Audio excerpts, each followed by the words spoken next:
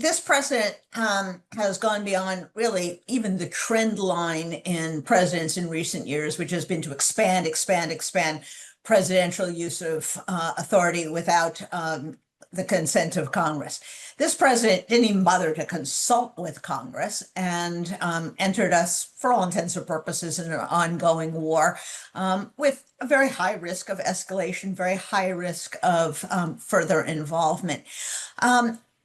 Are your colleagues prepared either prospectively in the short term or maybe prospectively in the long term to try to really take back congressional power in some fashion? This is a very dangerous move, particularly with a president who is saying all sorts of things that just aren't provable or Right. frankly aren't true.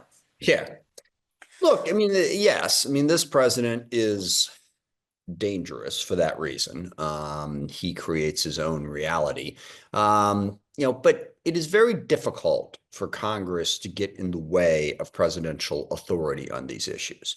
And in this particular area, I don't know that President Trump has done anything more than what a number of other presidents have done. I mean, Bill Clinton, started bombing in Serbia even after Congress had turned down what was a tie vote. But, if a tie vote, it doesn't pass. We had a resolution to support military action to protect Kosovo.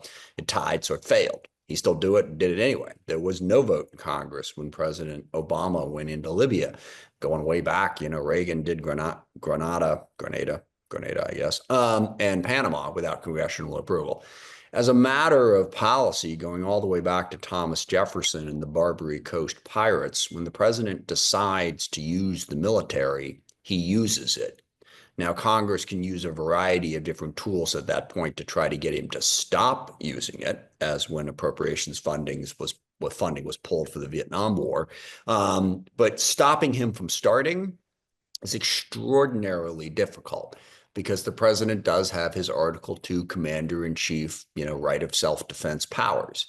What we can do is we can sort of raise public concern about this so that the president feels that it's not something that the people will support. We saw this with President Obama in Syria back in 2013 when Syria had used chemical weapons and President Obama was threatening to bomb Syria. And there was quite a bit of hue and cry from Congress and elsewhere, don't do it. And he didn't. So we can use public pressure using legislative language, and I could walk down the weeds of how that goes here. I won't. It's really difficult to do it legislatively.